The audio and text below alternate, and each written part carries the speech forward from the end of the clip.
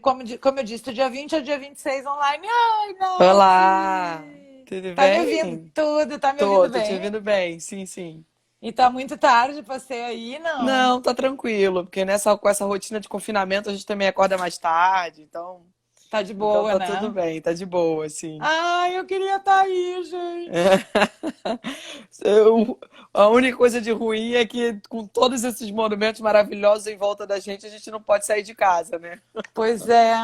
Eu queria fazer umas 35 lives contigo. Ah, que fofa, que fofa. Porque eu sou a apaixonada, mas eu sou uma apaixonada por Paris, eu nem sei desde quantos anos. Primeiro eu odiei, depois eu amei e agora não adianta, é paixão. Sempre o meu ponto de partida vai ser Paris, sabe assim? Sei, e é o que eu mais. Olha, esse perfil. É o perfil das pessoas que fazem percurso comigo. São essas pessoas. Pessoas que me dizem: olha, eu venho há 25 anos, todo ano eu venho a Paris. Nem que eu pare aqui e depois eu vá para outro lugar, mas eu tenho que parar aqui. Então são. É que eu tenho amigos e aí acaba sendo, porque é bom também, né? Porque, Claro, enfim, tá perto, tem amigos e tudo, mas não fizemos os percursos juntas, mas eu farei todos. Fique sabendo que quando ah, acabar essa quarentena, eu tenho duas coisas a maravilha. fazer. Primeiro, eu tenho que ir para Porto Alegre ver minha mãe, e depois eu tenho que pegar um avião para ir para aí. Isso já Ai, está meu Deus. decidido, já está Ah, decidido, entendeu? Já está decidido. Mas vamos ah, começar maravilha. aqui, que está todo Vamos, mundo vamos. aí curioso. Eu queria primeiro falar um pouquinho da Nath. Eu já meio que namoro o Paris de Histórias, porque tudo que tem Paris no nome eu namoro. Então, eu já tinha visto. Eu, ano passado, eu fiquei bastante na França, assim. Bastante mais ou menos, né? Porque eu fui para o leste europeu, mas não deu para eu... Assim, burrice minha, aquela coisa de... Acabou não dando para entrar em Claro, contato. claro. Então, a Nath é historiadora, né, brasileira, e mora já, tu já está aí há um tempo já. E Vai aí, fazer 2 anos isso. você faz, então, essas tours muito mais focando o lado histórico das coisas. É para quem quer se aprofundar mesmo. Conta um pouquinho como é que é. Isso, a ideia é um pouco aproveitar essa ambiência super privilegiada para falar de história, para falar de arte, para falar de literatura, mas não de uma forma superficial, né? Porque a gente vê muito isso, assim, Sim. essa coisa de citar data, citar nome, mas de uma forma muito, muito, muito superficial mesmo, né? Muito Uhum. vazia. A ideia é aproveitar que a gente está nesse espaço que é tão especial, que é tão que instiga na gente essa vontade de conhecer, para de fato se aprofundar na reflexão sobre determinados temas. Então é um pouco essa minha ideia, trazer essa minha experiência de professora de história, que é um pouco o que eu fazia no Brasil por anos, antes de vir fazer o doutorado aqui, para proporcionar também a possibilidade para as pessoas que não estão na escola, que já saíram da escola, de fazerem aula de história também, por que não, né? De aprenderem história. É um pouco essa a ideia. De aprenderem literatura, de aprenderem sobre arte. É Muito um pouco legal. isso. Porque é um outro foco também, né? É o que eu falo em relação às viagens, né? Quando a gente vai a primeira vez, eu acho, para Paris, a primeira, a segunda, a terceira, sei lá, eu já fui muitas, entendeu? Eu já perdi a conta. Mas, tipo assim, você vai para ver aquilo que você quer ver, que todo mundo quer ver, etc, etc.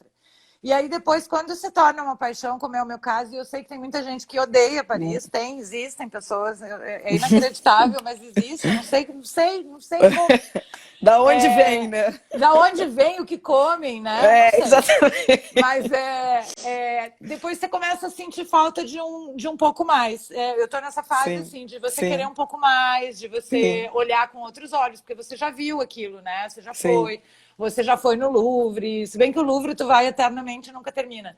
Mas claro. eu digo assim, você começa a querer um pouco mais, acho não só Isso, de Paris, assim como a Glorinha está falando, ama. Não só. Você quer um pouco mais da cidade, você quer que ela te dê mais, você quer isso. entrar mais na parte da cultura. E nem sempre as pessoas têm tempo. Né? Aí eu acho que é quando tem uma. Qual é o perfil de pessoas que te procuram para eu saber um pouquinho, e aí depois a gente já entra na parte dos cafés mesmo, que é a curiosidade de todo mundo. Qual o perfil das Então, pessoas que te assim, procura? Tem de tudo? Tem um pouco de tudo. Assim, a maioria das pessoas que procuram os percursos do Paris de História procuram os percursos sobre a Revolução Francesa, o que é uma coisa que me surpreendeu, porque a minha impressão como professora de História, que trabalhou por anos com isso no Brasil, era de que a Revolução Francesa não interessava tanto as pessoas, mas eu hoje em dia já não acho mais isso, porque disparado o percurso sobre a Revolução Francesa é o que mais interessa e é o que mais motiva as pessoas a me procurarem. Então tem isso. Tem um outro perfil que é incrível, que tem tudo a ver com o que você, com o que você faz, com o que você propõe no seu Instagram, que é o de mulheres que viajam sozinhas. Eu, inclusive, escrevi um texto sobre isso para o Conexão Paris, de tanto que esse perfil é frequente nas pessoas que me procuram. E aí me parece um pouco que as mulheres que viajam sozinhas, elas estão mesmo em busca de conhecimento, de um aprofundamento, de fazer uma viagem que seja para elas, que não seja para agradar, para ir para Disney porque o filho quer, para ir para sei lá onde porque o marido quer. Não, é para mim essa viagem, vou tirar esses dias para mim. Então eu vou para aprender história, eu vou aprender arte, eu vou. Então eu tenho muito esse perfil de mulheres que viajam sozinhas ou entre elas, assim, grupo de amigas.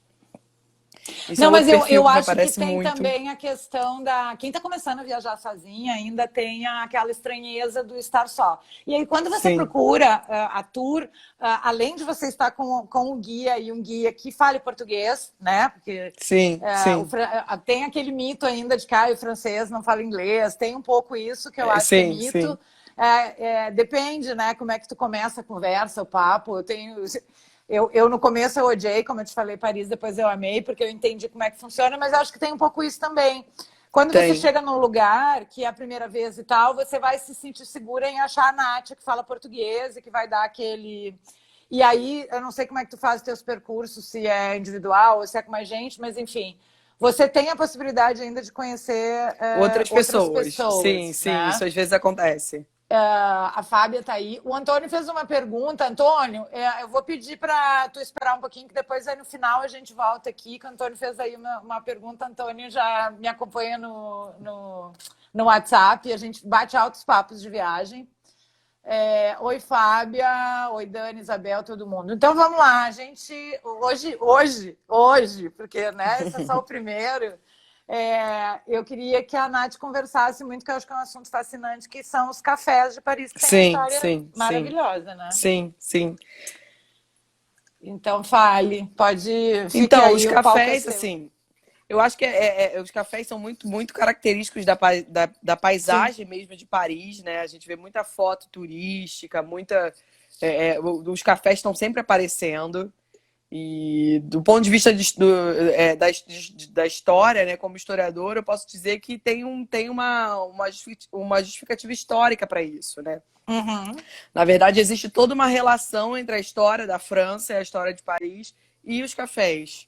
A forma como surgem os cafés, o contexto em que eles surgem, por que se cria essa herança, se cria essa tradição, né? E aí isso remonta antes da Revolução Francesa, na verdade. Então, o primeiro café a ser fundado em Paris, ele foi fundado no século XVII. Então, em 1680 e alguma coisa, que é o Le Procop, que está lá até hoje. É um Sim. restaurante que as pessoas... Eu, há pouco tempo, inclusive, postei no Instagram a minha foto lá e tudo. É um café super emblemático, porque ele é o primeiro café a surgir em Paris. E ele é o café que vai abrigar discussões importantíssimas, que vão depois inspirar a Revolução Francesa. E aí a explicação para isso é o seguinte: na época em que os cafés são fundados, no século XVII, a França vivia o que a gente chama de uma sociedade do antigo regime, né? Então era o rei que governava, o rei era um representante de Deus na terra e o rei era um nobre. Então, se você também é nobre, você tem acesso ao rei, você tem acesso aos salões, às festas, a todo o privilégio que é exclusivo para a nobreza. Se você não é nobre, você está fora desse processo. Então, todas essas discussões anteriormente aconteciam aonde? Nos salões, que são exclusivos para a nobreza. Quando os cafés surgem, eles surgem como espaços públicos. São espaços que você entra, se você tem dinheiro, você senta, paga o seu café e vai embora. Então, isso possibilita uma circulação maior de ideias. Uhum. Se você não é nobre, se você é da burguesia, por exemplo, um comerciante, alguém que não tem privilégio, mas que tem dinheiro e que tem uma outra visão de sociedade, você não pode frequentar os salões da nobreza, mas os cafés você pode. Então, qual é a consequência histórica disso? Os cafés passam a reunir essas pessoas da burguesia, os iluministas, os filósofos, os pensadores, que vão se sentar lá para discutir ideias. Uhum. E essas ideias vão alimentar a Revolução Francesa, que é, do meu ponto de vista de historiador, e mais ainda depois que eu moro aqui, o principal acontecimento da história da França. É o acontecimento que muda o antes e depois da história da França, tem a ver com a Revolução Francesa. Então é nesse sentido que o café vai se constituindo quase como um elemento da identidade dos franceses e da França. Né? E Isso vai sendo reforçado. onde a gente anda tem, né? Onde a gente anda tem. E tem E isso. é uma delícia. O que eu acho que é muito francês não é o fato de existirem bares e cafés, né, como a gente chama de... Mas é o fato das pessoas irem para o café para trabalhar. O café é um espaço de trabalho. Eu me lembro que uma vez eu fiz esse percurso da Paris Literária com alguém, não me lembro mais quem, que me disse que sabia de uma história de um antigo embaixador brasileiro que fez do café o seu escritório. Ele quis viver a francesa, já que ele estava na França, vamos viver como os franceses. Transformou seu escritório no café. Descia para o café e ali era o teu escritório. Isso é francês, né? Você transformar o café num espaço de trabalho, de produção intelectual, né? E isso é muito específico da França, porque tem a ver com a história deles, com essa história que eu acabei de contar, do iluminismo, da Revolução Francesa, de como tudo isso se constitui. Então isso vira uma coisa muito marcante da França, que você não acha muito em outros lugares, né? Tá, e esse teu percurso, o literário é o dos cafés? Tu tem algum percurso que é específico para ir nesses cafés, assim, que são os históricos, os mais antigos? Então, eu tenho na verdade, eu tento fazer uns recortes, né, para ser uma discussão sobre um tema. Então, eu tenho um tema que é a vida literária na Paris dos anos 20, que tem a ver com dialoga com Hemingway, que é um pouco o que a gente estava fazendo lá no Clube de Paris de Histórias. E aí, dentro desse percurso, a gente visita os cafés que eram frequentados por essa intelectualidade dos anos 20. Uhum. Então, não os cafés do século XVII, a gente não vai no Le Procopio, por exemplo, mas a gente vai nos cafés que eram frequentados pelos escritores, pelos artistas, pelos intelectuais dos anos 20 e 30. Por isso, porque o café, inclusive, é um espaço de afirmação da tua condição de intelectual. Então, se você quer ser reconhecido como intelectual, primeiro, você vai para Paris. Isso aconteceu, inclusive, com brasileiros, como Anita Malfatti, né? Os modernistas brasileiros, eles passaram por Paris também. Porque passar por Paris significa que você vai ter carimbado no teu passaporte que você é um intelectual de respeito. Uhum. Né? E aí, depois de chegar em Paris, você precisa frequentar os cafés. Porque se os cafés são frequentados por intelectuais e você quer ser visto também como intelectual, ora, você também vai para um café. Né? Cara, isso é muito demais, né? Olhar incrível. pelo outro lado. Aliás, quem tá gostando, eu quero corações. Nós queremos corações, né, Nath? E uma coisa que eu acho que vale... A Fábia tá falando que é uma história e ama Paris, que bom. Tem uma outra questão que a gente tem que falar aqui, que a gente não pode deixar de falar, que é o clube. Que tem sido... Claro. Clube Foi de leitura. Gente, né? é muito bom, só tem gente legal ali. É maravilhoso. Né? Foi uma ideia super super espontânea, foi uma ideia assim de... Eu sou muito apaixonada por literatura. Tem uma coisa com um livro que é meio obsessiva, assim, sabe? A minha casa no Brasil era cheia de livro, tinha mais livro do que qualquer outro tipo de objeto que você puder imaginar. Eu era aquela adolescente que com 15 anos, em vez de ir pra praia, ficava lendo livro, e todo mundo ficava encarnando. Então eu tenho uma relação com o livro muito... que vem da minha vida inteira.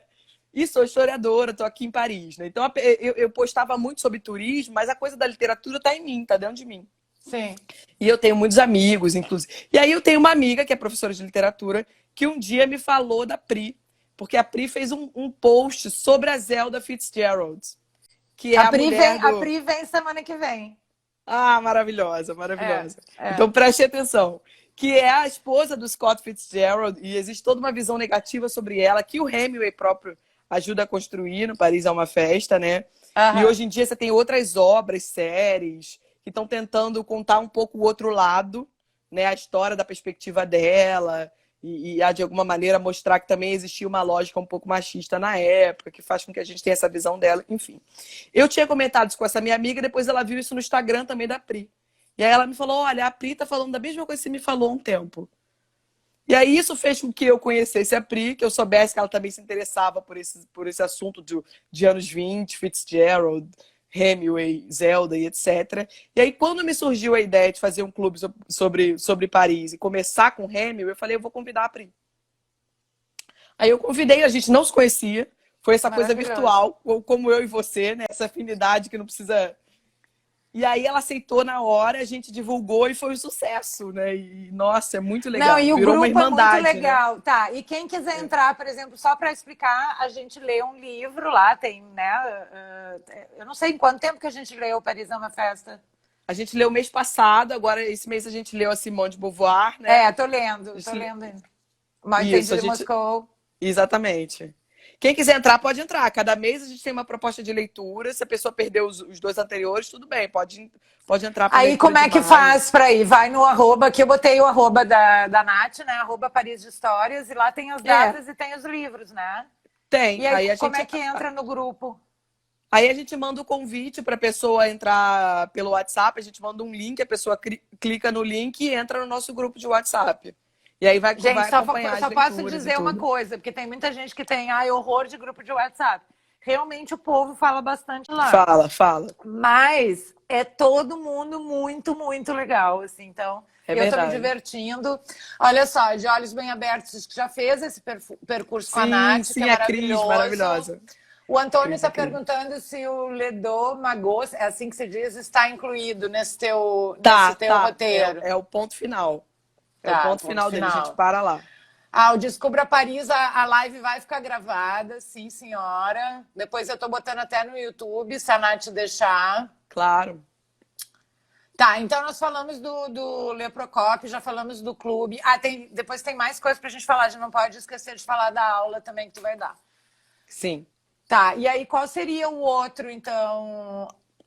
Glorinha, para entrar no clube, então, manda uma mensaginha, vai lá no arroba Paris de Histórias, que você vai receber um link para entrar no grupo do WhatsApp. Isso. Seguimos. Então, falamos do Le Procopio. Vamos. Então, aí, essa tradição, ela vai se consolidando, assim. Então, quando a gente vê a última live, por exemplo, que eu fiz sobre os cafés, eu comentei isso com a Dani, que o júri do Goncourt, que é um dos maiores prêmios literários da França, já existe desde o final do século XIX, quando o Goncourt, que era um empresário, né, super, super bem de vida, ele deixa a herança dele, escreve no testamento que ele quer que a herança dele financie um prêmio literário, financie jovens escritores, né, incentive a literatura na França. Então, quando o Goncourt é criado, o júri se reúne num café, por exemplo. O júri do Goncourt já se reuniu no Café de La Paix, que é aquele café que fica do lado, em frente à Ópera Garnier, café também super tradicional. Então, os prêmios literários são decididos dentro do café. Hoje em dia, os cafés que sobrevivem um pouco dessa memória, o Demago, o Café Flore, mesmo o Closerie de Lila, que era o mais frequentado pelo Hemingway, esses cafés têm prêmios literários que premiam escritores hoje, porque se percebe que essa associação entre os cafés e essa história literária traz benefícios econômicos para esses cafés até hoje. Então, essa história é uma história que começa no século XVII, que vai sendo alimentada. É uma tradição que vai sendo alimentada ao longo dos séculos e até hoje, né? Então, diga. Não, eu ia te perguntar, todos esses, eles estão em funcionamento hoje, os que tu está falando? Então, todos que eu citei tem alguns cafés. Eu me lembro que é o da frente do Opéra lá. Isso. Okay. Depois, o Le Procopio, ele fica ali na frente do... Ele fica ali em Odeon, em frente a uma estátua... Isso, tá. Por ali, naquela região ali de Odeon. Bom, tu tem um post lá no blog, não tem? Sobre esses cafés? Eu tenho um que conta essa história, desde a época da Revolução Francesa, como é que isso vai se consolidando. Tem alguns cafés que não existem mais. Por exemplo, o café que era super frequentado pelos impressionistas, que era um café chamado Gerbois. Esse café não existe mais. Ficava provavelmente ali na região de Montmartre, onde os impressionistas se reuniam. Esse café não existe mais. Mas muitos cafés ainda existem e sobrevivem em grande parte graças a essa história. Fazem questão de manter essa história viva. Isso então, é muito show. Eu contei isso. Você é um turista. Isso me acontece às vezes. Eu tô com os turistas. Eu quero entrar no café só para mostrar o café. Só para mostrar a mesa do Hemingway, a mesa do Sartre, a mesa... as pessoas te recebem de braços abertos. Mesmo que você não consuma nada. Por quê? Ah, é? Porque elas sabem que essa história mantém vivos esses cafés do ponto de vista econômico até hoje. Então é importante contar essa história, é importante Mas alimentar essa isso não história. é porque eles te conhecem, é porque eles realmente Não. entendem que isso é Entende importante, que mantém. Exatamente. Claro que se você não vai consumir nada, você não vai ficar horas lá. Você vai entrar, vai olhar a mesa do Hemingway e vai sair. Mas eu em nenhum momento percebi uma cara feia. Eu já fiz isso algumas vezes. Porque eles sabem que essa história é importante para a manutenção do café até hoje. E porque tem gente que vai voltar, tem gente que vai ouvir esse percurso. Vai ficar tão encantado com aquilo que vai querer voltar e sentar para tomar um café, para almoçar. Então, eles não reprimem esse tipo de atitude. E quais cadeiras você já sentou? Quero saber agora. Ai, nossa, muitas. No Closerie de Lilás, por exemplo, tem muito. Tem até o Lenin. Contar uma história. O Lenin, que é o grande revolucionário da Revolução Russa, tem gente que não sabe disso. Antes do Lenin ser o Lenin da Revolução Russa, ele foi alguém que tentou derrubar o czar, o rei, e ele foi exilado. Então, ele foi condenado ao exílio. Então, ele morou em Paris um tempo. Ah, coisa chata. Coisa chata, né? Esse exílio eu acho muito chato. Não, e inclusive, provavelmente, essa história revolucionária de Paris, de Revolução Francesa, de Comuna de Paris, talvez tenha servido de inspiração para ele, inclusive. Então, ele morou uns anos em Paris e ele frequentava o Closerie de Lilás também, que é o mesmo café frequentado pelo Hemingway. Então, tem uma mesa com o nome do Lenin, por exemplo. Tem uma mesa com o nome do Edvard Munch, que é aquele pintor do grito, daquela tela do grito que todo mundo conhece. Então, o Closerie de Lilás, por exemplo, ele é um café que desde o século XIX ele é frequentado por essas pessoas. Tem uma outra história, que é uma história do Émile Zola. Não sei se você já ouviu falar, um escritor francês que escreveu Germinal, né, um escritor super famoso. E é um escritor que, na verdade, além de ser escritor, ele era jornalista. Então, ele entra muito para a história quando ele assume uma posição em relação a um caso que é chamado de caso Dreyfus, que acabou de ser filmado pelo Polanski num filme agora, por exemplo, que ganhou um monte de prêmio, enfim. Daqui a pouco provavelmente vai aparecer no Brasil. Esse caso é o seguinte, era um oficial do exército francês, de origem judaica, que durante uma guerra contra a Alemanha, ele vai ser acusado de traição, como se a traição dele tivesse levado à derrota da França. E o Émile Zola, que é o escritor, ele vai se indignar com esse julgamento, com esse veredito que é dado, e ele vai dizer que isso é fruto, na verdade, do antissemitismo, da questão contra o judeu. Que o ódio ao judeu fez com que o Dreyfus fosse responsabilizado por essa derrota. E isso mobiliza a sociedade, enfim. É a partir daí, inclusive, que surge o conceito de intelectual. E era exatamente no Closerie de Lilás que o Zola subia nas mesas para ler, para inflamar as pessoas, para chamar as pessoas a se mobilizarem contra esse absurdo, contra essa injustiça. Então, assim, é impressionante o que aquele café tem de história, assim. Tem que E aí, visitar, assim, gente. quando a gente entra, assim, eu acho, nesses lugares, assim, não sei, não te baixa, assim, uma aura? Tu Baixa. tá tão envolvida com a história. Baixa. Eu não sei, eu sou assim, eu não sou uma estudiosa, e assim, ó, eu fico olhando a Nath contar, assim, a gente vai entrando até, ó, o Antônio falou que é muito bem explicado, uma fala bem didática, porque que bom. tem muita gente que deixa a história chata, e tem gente que deixa a história legal, e que tu fica assim, né, é a mesma coisa da narrativa de um livro, né? Claro, quando claro. te envolve ou quando não te envolve. Então, Claro. já tô vendo que teus percursos... a Thaís falou lindo, não sei. Oi, Ariela. Que mais aqui? Quero um exílio desses. Eu também, Thaís. Quero me exilar. É bom, né? Pois é. Quero Com me certeza. exilar em Paris. Tá, e que mais? Me conta mais. Que mais? Que outros cafés? Então, Mais aí, assim, stories? dependendo da época da história, você vai frequentar um determinado café. Então, se é alguém que é muito ligado nessa história dos anos 20, de Hemingway, de Matisse, de Picasso no inicinho, vai procurar provavelmente os cafés de Montmartre. Então, o Closerie, que é o do Hemingway, o Closerie, é tão engraçado isso, ele conta isso um pouco no Paris é uma Festa que a gente leu, né?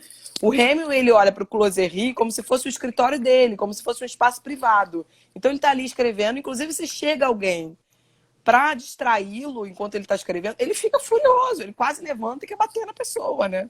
Porque aquilo ali é a casa dele, assim. É dele, né? É dele, né? Ele não se dá conta de que ele está no espaço público. É impressionante.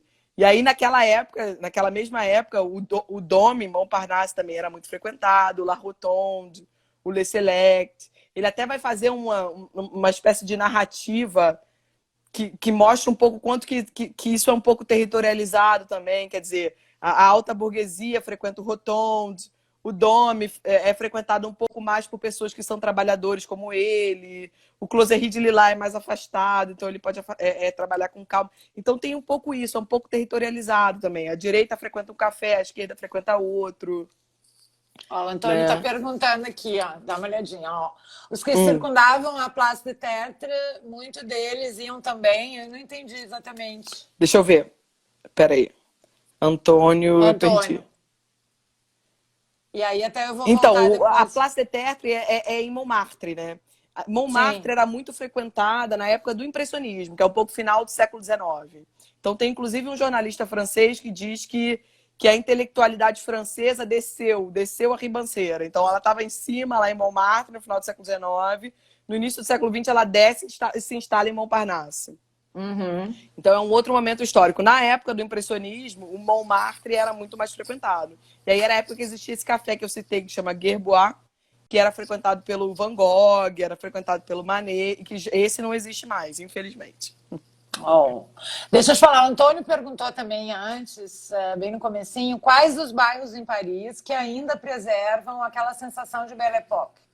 Aí ele fala de novo da Place de Tertre, me pareceu bem descaracterizada das boas épocas. Então, eu acho que como assim, a gente associa muito Belle Époque também às reformas do Haussmann, né, que é o arquiteto que de alguma maneira redefiniu e modernizou Paris. Então, todos esses prédios de arquitetura haussmanniana, que são aqueles prédios bem, com aquela fachada bem parisiense, né, aquela cor toda igual, aquelas sacadas, toda essa parte de Paris, que tem uma arquitetura muito haussmanniana, eu acho que faz um pouco a gente lembrar essa noção de Belle Époque. A Ópera Garnier, tudo que está em volta ali, Galerie Lafayette, tudo aquilo ali é a Paris da Belle Époque, é a Paris do impressionismo, por exemplo. E isso está muito vivo ainda, né? Apesar de todas as mudanças, eu acho que isso está muito vivo ainda. A gente consegue sentir isso. Eu não tinha entrado na Opéra, menina, eu fui agora. É maravilhoso, assim, né?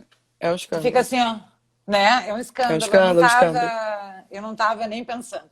Ó, a Aurora, que é a Maglone, está perguntando se todos os cafés ficam em Saint-Germain-des-Prés ou outras áreas. Não, ficam espalhados. Esse que eu citei, o Café de la Paix, fica em frente à Ópera Garnier, que é na região da Opéra, que é do outro lado do Sena, né? Não é na Rive Gauche, é na Rive Droite. Tem esses cafés que existiam na Place Pigalle, em Montmartre, que é em outro lugar. E tem Saint-Germain e Montparnasse. Na verdade, Saint-Germain, os cafés de Saint-Germain, que são os mais conhecidos, o Flore e o Demagot, eles passam a ser muito frequentados, principalmente na época da Simone de Beauvoir e do Sartre. Nos anos 20, eles são menos frequentados. A gente vê, por exemplo, o Hemingway citando muito menos o Flore e o Demagot do que o Closery, do que o Dôme, do que o Rotonde. Porque, na verdade, quem vai tornar célebre o Demagot e o Flore é a Simone de Beauvoir. Nos escritos dela, né? Porque ela é outra, ela vai lá para escrever.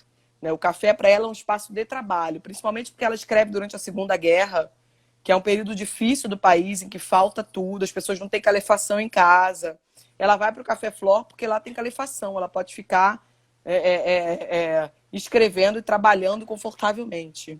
Trazendo para os tempos de hoje, é como você ir para as cafeterias, qual é? A Starbucks, porque não tem Wi-Fi. Isso, exatamente. Você pede um cafezinho, era isso que ela fazia. Você pede um cafezinho, passa o dia inteiro lá, e porque você precisa trabalhar, não é pelo glamour. Porque o Hemingway diz isso também. Tem gente que vai para os cafés para ver e ser visto, pelo glamour, pela coisa da sociabilidade, né? De você tentar fazer parte, entrar para um grupo. A Simone de Beauvoir, não, ela vai para trabalhar. Ela não tem dinheiro, porque a Segunda Guerra Mundial é um tempo de dificuldades. Então ela pede um café e passa o dia inteiro lá. E é isso. Acho que aqui no Brasil não funciona muito, que o cara te escuta, talvez o garçom comece a te pressionar, pedir para pedir mais coisa, né? Fica aquela pessoa que ele fica dando a volta na mesa, né? Isso. Não, mas até que não, assim, tem os, por exemplo, aqui no Rio, eu cheguei numa época que tinha muita boemia da Lapa ainda, mas não na Lapa agora como é hoje em dia. E na época a gente ia também, às vezes, ia para almoçar e ficava, sabe? Assim, Sim, aquela coisa. sim, Ou então, sim. Bar do Luiz, também no centro do Rio, que a gente ia para Maravilhoso, almoçar. maravilhoso. E ficava, porque a gente saía da pós-graduação e ia para lá, e aí a gente ficava. Sim, E é ia isso. ficando até o final da tarde e tinha, né, só almoçado. Claro, Ia claro, ficando, claro, né? claro. Aí depende do lugar. E me diz uma coisa, Nath, você vai fazer uma... Você vive do turismo e agora a gente está Sim, vivendo sim. esse momento, né? Aí eu acho que nós todos, né, estamos de uma certa maneira nos reinventando, Claro, né? claro. Quem está no turismo claro. nessa época. E aí uma coisa que eu achei maravilhosa que tu vai fazer e que eu acho que pode interessar também quem está aqui nos acompanhando aqui, na semana que vem tu vai fazer uma aula. Me explica como é que vai ser. Vai ser uma aula online? Vai ser uma aula online, numa plataforma de aula online, com a possibilidade de interatividade, ou seja, das pessoas me perguntarem, das pessoas interagirem, era um pouco isso que eu queria, sobre exatamente o contexto da Paris de Hemingway. Aí a ideia não é só falar de Hemingway, nem só falar do que ele escreveu, mas falar do contexto histórico também, do que é essa Paris dos anos 20. Né? Então, falar um pouco do que foi a Primeira Guerra, do impacto que ela gerou na sociedade francesa, né? Fazer o contraponto entre essa sociedade pós-Primeira Guerra com essa sociedade da Belle Époque, do final do século XIX. Falar um pouco da história para contextualizar bem esse ambiente em que vive o Hemingway durante a Paris nos anos 20. Então, a ideia é falar bastante de literatura, mas casando essa narrativa com uma narrativa histórica também. E a aula vai ser sábado, na verdade, vai ser sábado à noite. E é um pouco isso, já que a gente que tem... Que dia que é sábado? É dia 18. Dia 18... Ah, tá. Dia 18 de abril, gente. Que horas? 17 horas do Brasil. Daqui 22, 17 daí. Tá. E aí é um pouco isso, assim. É um pouco trazer essa minha herança, porque, na verdade, eu sou professora de história e fui a minha vida inteira até começar o meu doutorado aqui. E aí, quando eu cheguei aqui, eu comecei a trabalhar um pouco como professora de história, mas possibilitando isso para um público maior, para turistas que vêm para Paris.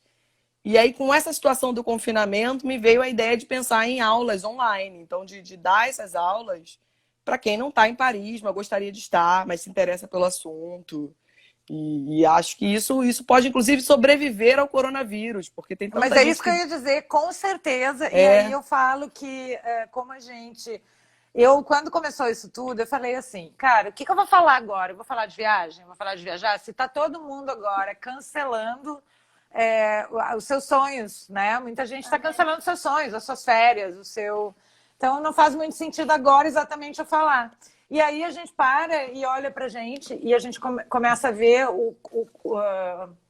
quantas outras coisas a gente tem que a gente pode contribuir nesse momento e olhar Claro. de uma maneira mais positiva. Então, eu vejo, agora a gente não se conhece, né? A gente está aqui falando pela primeira vez. Eu vejo uma grande possibilidade disso continuar. Claro, claro. Eu sou uma consumidora, por exemplo. Claro. Então, como também, por mais triste que seja o que está acontecendo, é como a gente pode, às vezes, se reinventar nessas situações. Sem dúvida. Porque olha o conhecimento que você tem, absurdo, né? E quanta gente que tem apaixonada pela França, por história, e que aí, de repente, pode estar consumindo isso. Então, assim, não, eu acho sem dúvida.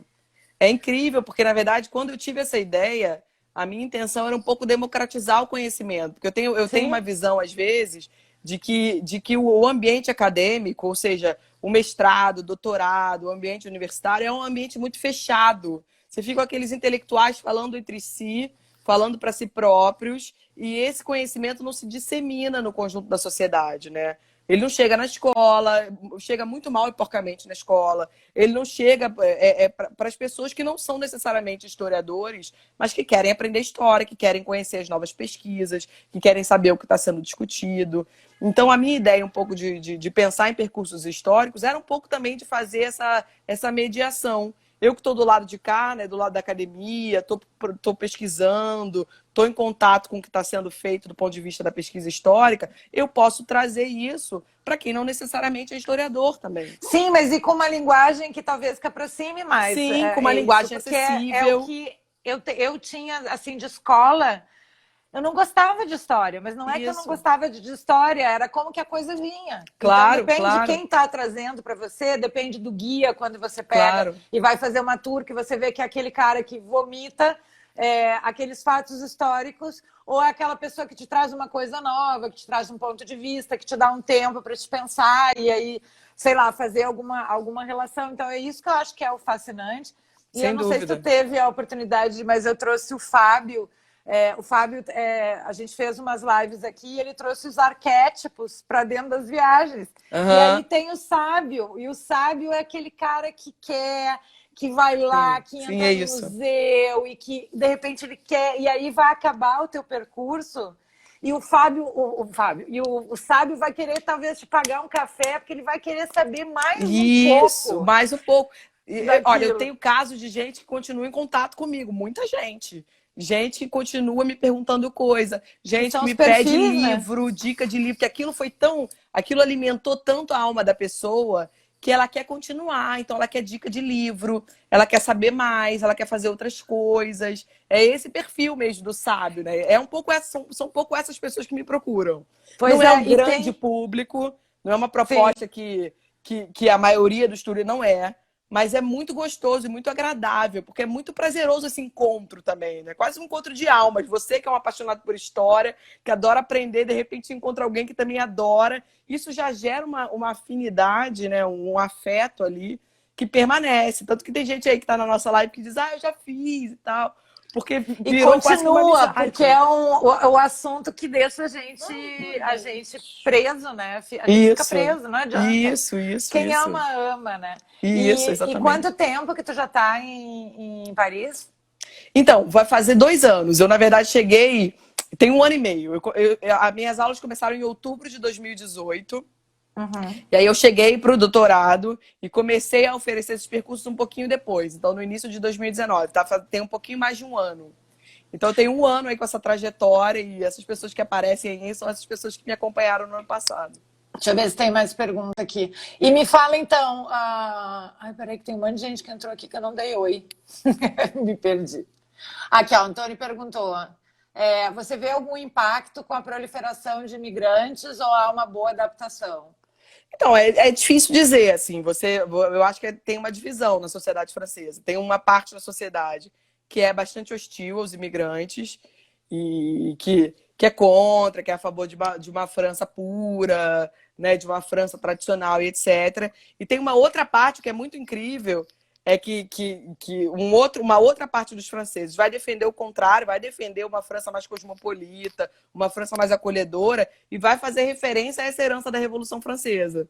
Porque eles vão dizer, olha, se nós somos a pátria dos direitos humanos, se nós somos a pátria da liberdade, se é isso que a gente, de alguma maneira, construiu e exportou para o mundo, ora, a gente não pode agora se portar de uma maneira hostil a quem precisa vir para cá, porque é um refugiado de guerra, ou que, de alguma maneira, escolheu viver aqui. Então, existe todo um discurso de acolhimento ao imigrante que é baseado nessa tradição iluminista, nessa tradição da Revolução Francesa, nessa tradição racional. Enfim, é legal.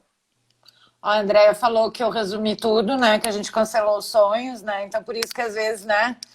A gente ficar falando assim, que o meu conteúdo às vezes é um pouco mais prático, né? Faz isso, faz assim, faz assado. E aí agora a gente conversa aqui sobre os cafés, a gente, né? A gente viaja um pouco, né? Exatamente. Essas aulas são maravilhosas para nos reaproximar dos sonhos, exatamente. Aliás, eu vou falar de novo que do dia 20 ao dia 26 eu vou fazer aulas ao vivo, gratuitas. Quem quiser se inscrever tá no link da bio, que estava dando problema, se estiver dando problema, porque é aquela coisa, a gente começa a fazer e começa a dar um monte de problema. Claro. Bem-vindo ao mundo digital, Nath, tá? Maravilha, assim, obrigada.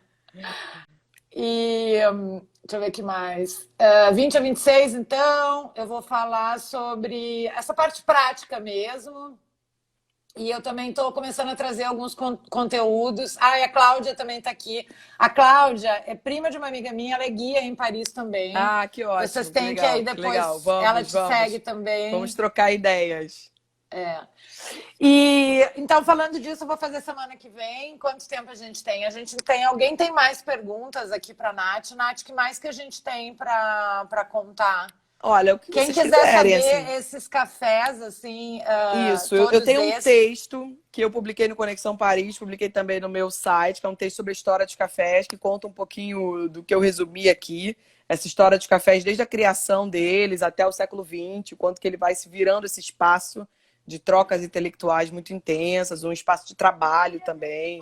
O quanto que ele vai virando esse cenário tão parisiense, né, tão característico da paisagem de Paris. Tem um texto sobre isso, quem gosta de ler, tem isso já registrado.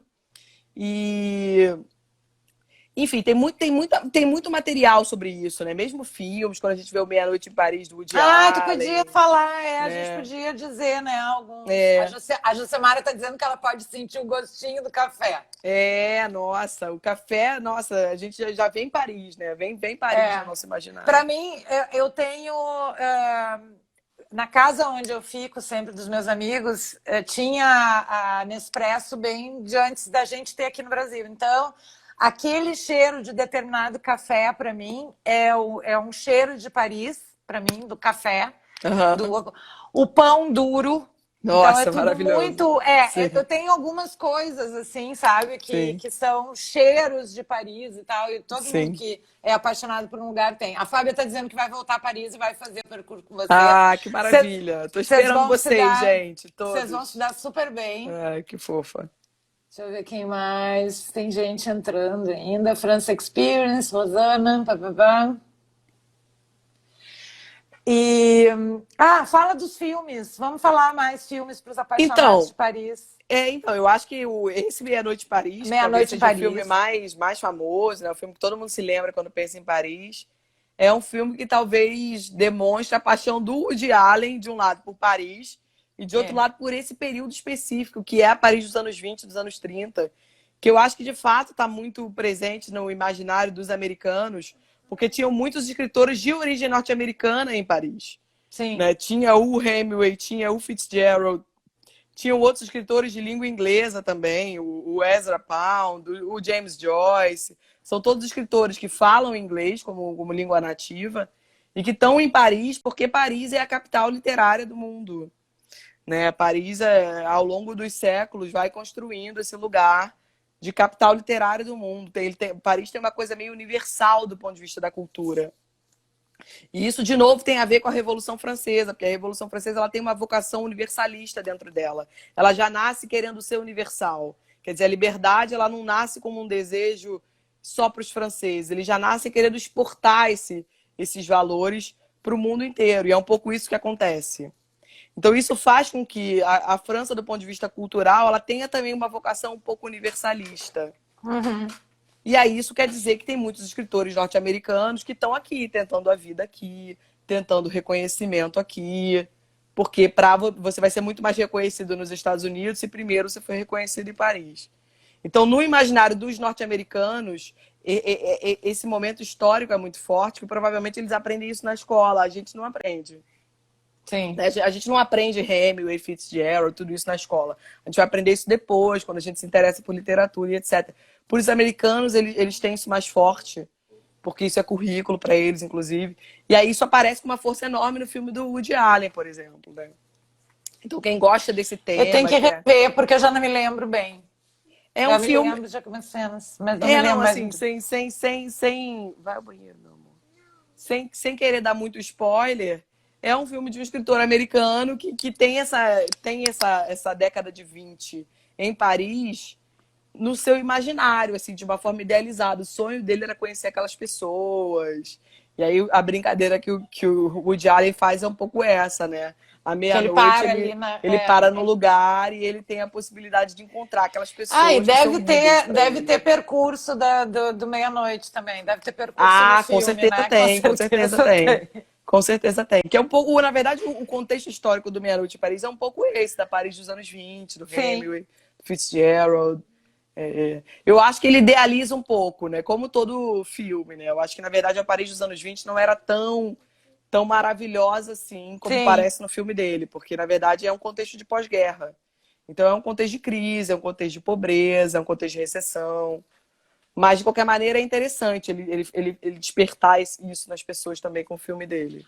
Olha só, a Josemara disse que perdeu é Meia-Noite em Paris, Josemara, o filme. E a Sônia Meia-noite em está Paris, dizendo, meia-noite em Paris, a exatamente. Sônia está dizendo que andei pensando em fazer história motivada por você. Olha, eu Nath, acho olha maravilhoso só, isso. coisa maravilhosa. Eu conheço várias histórias de pessoas que depois que já se aposentaram, que já estão estabelecidas numa carreira, vão fazer o que sempre se apaixonaram, sempre foram apaixonadas. Eu super incentivo.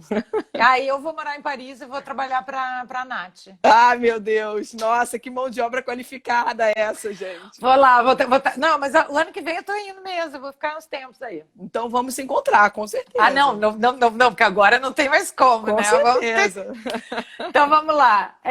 Falamos de filme, livro tem. Ah, eu lembrei de um livro que eu não li ainda, tá? Aquele que a gente compra e deixa ali na prateleira para ler depois, sabe? Dois deles, eu não sei se tu leu. Não sei se é bom também, tá, gente? Então eu tô falando, mas não sei se a Nath vai saber. Um é a história do Brasil em Paris, eu acho, uma coisa assim. Ah, eu já vi isso, que A são os história do brasileiros. Brasil nas ruas de Paris. Sim, esse que é livro um me pouco... interessa também, inclusive, porque, inclusive, no meu doutorado eu pesquiso alguns intelectuais brasileiros que viviam na França, então é um pouco isso, né? Você tem muita gente, né? Você tem Santos Dumont, você tem... Santos Dumont, ele conta um pouco Eu vi assim por cima, então ele vai trazendo o Santos Dumont, tem a parte do Dom Pedro também. Sim, Dom Pedro tinha... Então, Dom Pedro, quando vai, tem alguma coisa a ver Dom Pedro é super amigo do Vitor Hugo, do escritor, é amigo do Pasteur, que é o cientista. E ele fica também um tempo, ele fica, quando a República é proclamada no Brasil, que ele é obrigado a sair do Brasil, ele vai viver os últimos anos dele na França. Ele é super... Ele é o Dom Pedro, ele é um intelectual, né? Ele diz que se ele não fosse rei, ele queria ter sido professor. Então, ele é alguém que é um apaixonado pelo saber. Então, ele tem essa relação com Paris também. Então, isso eu acho que deve ser legal. Assim, eu não sei se a narrativa, se o escritor é bom, mas é um livro que está aqui, que me interessa. Eu também me interesso. Eu comprei para minha amiga, que é francesa, que mora aí, com a Matilde, onde eu fico sempre, para ela ler, porque ela morou aqui no Brasil e ela se interessa muito e tudo, para ver essa relação toda, né, do Brasil com a França. Então, assim, me parece ser interessante, mas não posso, assim, dizer, ai, gente, é maravilhoso. E o outro que eu lembro é a história da viúva da Veuve Clicquot. Ah, é uma história incrível, eu acho incrível. Então, não li ainda, também tá aqui na fila, mas é que agora estou lendo Simone de Beauvoir. E aí isso. Que tem que dar umas quebradas nas coisas técnicas que eu falo. Ó, a Natália realmente inspira a gente, que fofa, maravilhosa. A Miranda, TCD Miranda, não sei quem é, o primeiro Ela é maravilhosa. nome. Ela tá lá com a gente no clube também, do Paris de Stories, enfim. Então. Incrível. Eu tô falando pouco lá, porque eu tô bem louca, mas assim, não, claro, eu sempre também, vou lá, umas sumidas. Porque eu fico no conflito, né? Se eu estudo para minha pesquisa, se eu me dedico às coisas do Paris de Stories, é uma loucura essa vida que a gente leva hoje em dia. Então, às vezes, também dou umas sumidas, mas depois eu volto. Então é isso. Nath, super obrigada por estar aqui. Queria que a gente fizesse hoje. Sim, Antônio, estão gravadas. Elas ficam 24 horas aqui e depois eu vou botar lá no YouTube se a Nath deixar. Claro. Ou a gente vai cobrar um dinheirão, talvez. Não sei, tô pensando nisso. Não, vai tudo pro YouTube depois, se o Instagram deixar eu gravar aqui no final, né? Que às vezes não dá. Nath, super obrigada. Eu queria fazer outras, depois a gente pensa. Vamos fazer combinar. outra, né? Vamos combinar. Eu topo. Deixar o pessoal sonhar, né? Para quem ama. Claro. Então vamos lá. Não esqueçam, 3 coisas. Clube de leitura do Paris de Histórias. Então, @ Paris de Histórias. Vai lá falar com a Nath, vai ganhar um link do WhatsApp. Vamos lá para ler com a gente. Dia 18, temos a aula da Nath. Às sobre a Paris de horas Brasil. Paris de Rémio, anos 20. Isso. É isso? Anos 20. Isso, anos 20. E que mais? E eu vou ter as minhas aulinhas lá gratuitas. Quem quiser, vai ser do dia 20 ao dia 26. O endereço do YouTube, coloca lá, Denise Tonin, Viajante Solo, vai aparecer euzinha. Tem lá, inclusive tem as lives também que eu fiz com o Fábio para descobrir aí os arquétipos dos Essa viajantes. eu vou lá ver, eu quero ver. Foi tão legal que nós fizemos duas, tá? Ai, Fizemos incrível, duas seguidas para falar, porque é muito legal e eu vou explorar mais esse assunto. Achei muito legal. Gente, obrigada todo mundo que está aqui. Eu queria ver mais coraçõezinhos. Quem gostou da live, depois aperta aí o aviãozinho, que ela vai ficar 24 horas. E todo mundo seguindo a Nath, né? Pelo amor de Deus. Gente, maravilha. Histórias, Olha, vocês serão todos hiper bem-vindos. Todo mundo que quiser chegar vai ser muito bem-vindo. Então tá, querida. Beijo. Beijo, Denise. Obrigada. Até a próxima, imagina. Até. Beijão. Beijo, tchau.